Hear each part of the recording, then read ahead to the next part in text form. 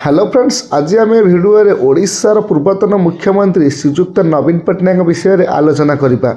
नवीन पट्टनायक जन्म डेट था 16 अक्टोबर 1946 मसीह ओडिशार कटक ठारे नवीन पट्टनायक जन्मग्रहण करते। पिता नाम था विजु पट्टनायक, जी थे ओडिशार पूर्वतन मुख्यमंत्री और भारत प्रसिद्ध स्वाधीनता संग्रामी भाव में परिचित। माता नाम था गीता पट्टनायक। तांकु किए न जाने विजु पट्टनायक को ओडिशा कौन सारा भारत वर्ष जन स्वाधीनता संग्रामी भाव में सी व्याख्याता ग्रहण करते। नवीन पट्टनायक आप शिशु जीवन अधिकांश समय से दिल्ली में काटी। से द डून स्कूल तेराडून ठारे प्राथमिक और माध्यमिक शिक्षा ग्रहण करते। पर से किरोरिमल कॉलेज दिल्ली यूनिवर्सिटी इंग्रेजी विषय में स्नातक होते। नवीन पट्टनायक जहाँ आज ओडिशार घरे घरे परिचित, भले ही सी आज ओडिशार मुख्यमंत्री नहांती किंतु तांकर 5 वर्ष जो जीवन शैली एवं तांकर शासन करिवार शैली जो ओडिशार प्रति घरे घरे तांको परिचित देछि। नवीन पट्टनायक शिक्षा भल थिबा सहित से अत्यंत संस्कृति मंदिर और साहित्य प्रिय व्यक्ति थिले। से इंग्राजी भाषा रे केतक ग्रंथ लिखिथिले जहाँ अंतर्जातीय स्तर में आज भी प्रशंसनीय व प्रशासित होइछि।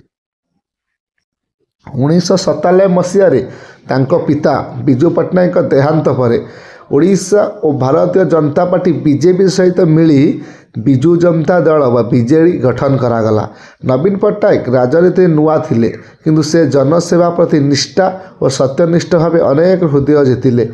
से आस्का लोकसभा निर्वाचन मंडली प्रथम थर पर 1997 मसीह चुना जाई लोकसभा सदस्य हेले और भारत सरकार रे केंद्रीय खाद्य उपभोक्ता और कार्यमंत्री भाव नियुक्ति हेले। ये कथा मन रखु। प्रथम सी जो आस्का निर्वाचन मंडली नवीन पट्टनायक प्रथम आस्का निर्वाचन मंडली 1997 मसीह माने राजनैतिक क्यारियर बर्तमान आरंभ करते। से आस्का निर्वाचन मंडली लोकसभा सदस्य हिसाब से मनोनीत हेले।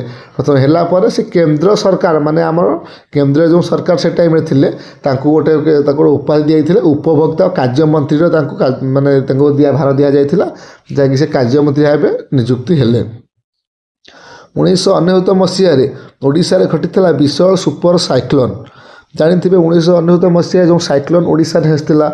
ओडिशार रास्ता घाट सबकि माने भांगी रुजी देइथिला जहाँ लोक मैंने बहुत हैरान होते। जावास बाट नाला समुद्र पानी उठी आसला। ओडिशार बहुत संख्यार लोक साइपर साइक्लोन मृत्यु वरण करते। कलापर नवीन पट्टनायक आस्ते आस्ते से समय ओडिशार मुख्यमंत्री किए नवीन पट्टनायक थे। 2000 मसीह से प्रथम ओडिशार मुख्यमंत्री हेले। मन रखु 1997 मसीह से आस्का लोकसभा निर्वाचन मंडल नियोजित हेले। 2000 मसीह से प्रथम थर पर ओडिशार मुख्यमंत्री भाव भार ग्रहण कले। तापर 2004, 2009, 2014, 2019 और 2024 मसीह निर्वाचित जीति पंचम थर मुख्यमंत्री हेले, जहाँ ओडिशार इतिहास रे एक रेकर्ड।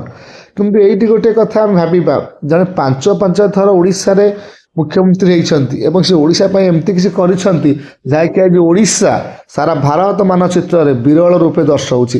कारण तो 1999 मसीह जो साइक्लोन होता तापर ओडिशार रूप व्यंग कुआड़े मिसी जाता, चिन्ह वर्ण ही हजि जाता। कि बर्तमान ओडिशा भारत मानचित्र में एक विरल रूप दर्शय ग्रहण करिछि। नवीन पट्टनायक सरलता, शांत भाव और स्वच्छ प्रशासन पर जनाशुना। से सरकारी कार्यकलाप दुर्नीति प्रति शून्य सहिष्णुता और नीति अनुसरण करिसेंती। तांको नेतृत्व में ओडिशा रे रास्ता, विद्युत, जल, शिक्षा और महिला सशक्तिकरण में विशेष उन्नति घटी। से महिला शक्ति, गरीब लोक और युवक मानक पई अनेक सुविधा योजना आरंभ करिसेंती। जेमती मिशन शक्ति, कालिया योजना, विजु स्वास्थ्य कल्याण योजना, बीएसके कार्ड जहाँ कहते मो सरकार invitation, 5T transformation model. 5T transformation model basically जोटा होता माने पिला मानक शिक्षागत उपर निर्भर करे। सबू स्कूल माने पूरा नहीं माने 5T टाइप एसी लगुच, सब स्कूल भल फैन लगुच, शिक्षागत ठीक से शिक्षा आगुरी पढ़ापढ़ी ठीक से होता स्कूल माने भल टीचर नियुक्ति होती। ତାପରେ ବିଜୁ ସ୍ୱାସ୍ଥ୍ୟ କଲ୍ୟାଣ BSK କାର୍ଡ଼ରେ ଆପଣମାନେ ଜାଣିଥିବେ ଯେମିତି ଗରିବମାନଙ୍କର ସ୍ୱାସ୍ଥ୍ୟ ମାନେ ଦେହ ଖରାପ ହେଇଗଲେ ସେ ପଇସା ପତ୍ର ଦେଇପାରୁନାହାନ୍ତି, ତ ସେମାନଙ୍କ ପାଇଁ ବିଜୁ କାର୍ଡ଼ BSK କାର୍ଡ଼ କରାଗଲା।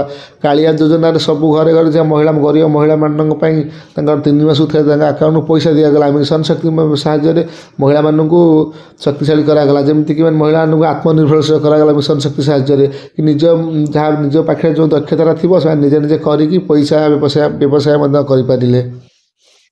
ନବୀନ ପଟ୍ଟନାୟକ ଏକ ଅତ୍ୟନ୍ତ ସରଳ ଓ ନିଜ ଜୀବନରେ ନିୟମିତ ବ୍ୟକ୍ତି। ସେ ବିବାହିତ ନୁହନ୍ତି ଓ ସେ ନିଜ ଜୀବନକୁ ସମ୍ପୂର୍ଣ୍ଣ ଭାବେ ଓଡ଼ିଶା ଓ ତାହାର ଜନସେବା ପାଇଁ ଉତ୍ସର୍ଗ କରିଛନ୍ତି। ସେ ଓଡ଼ିଆ ଭାଷା କମ୍ କୁହନ୍ତି, କିନ୍ତୁ ଓଡ଼ିଶା ଓଡ଼ିଆ ଜନତା ପ୍ରତି ତାଙ୍କର ଭଲ ପାଇବା ଅପାର।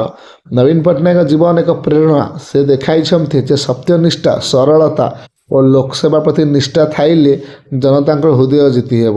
ଆଜି ନବୀନ ପଟ୍ଟନାୟକ କେବଳ ଏକ ରାଜନୀତିଜ୍ଞ ନୁହେଁ, ସେ ଓଡ଼ିଶାର ଜନତାଙ୍କ ଆଶା ଓ ଆସ୍ଥାର ପ୍ରତୀକ।